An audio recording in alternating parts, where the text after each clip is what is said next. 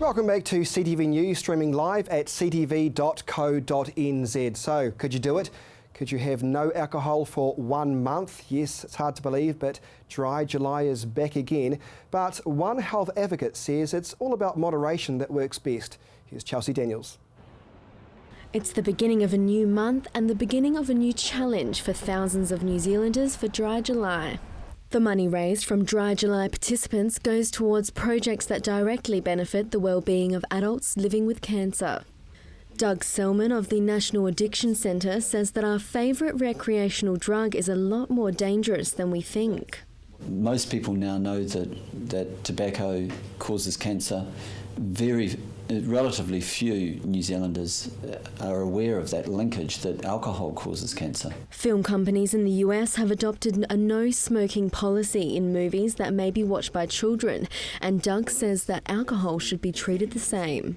Certainly regular heavy or binge drinking, there are programs which actually glorify and help to normalise our heavy drinking culture. I think that those should be banned. Studies from the University of Auckland suggest that 1 in 3 children between the ages of 12 and 16 have been involved in binge drinking.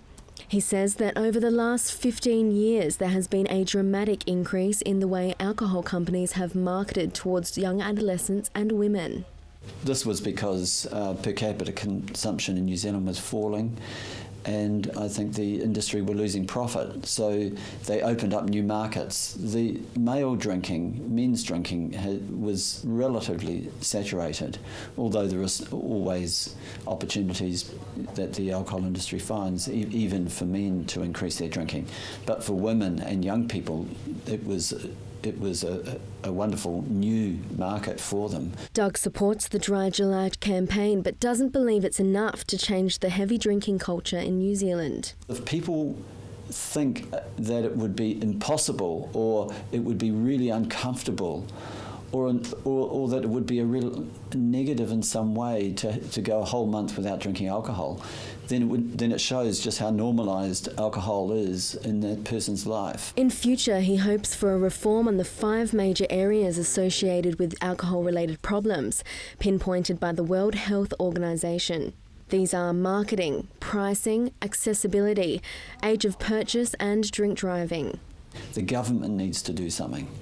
And at the current time, we don't have a government that's in any way bold enough to do some things in that area.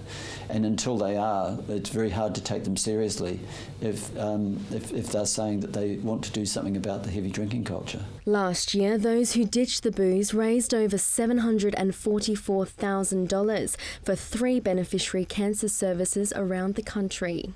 Chelsea Daniels, CTV News.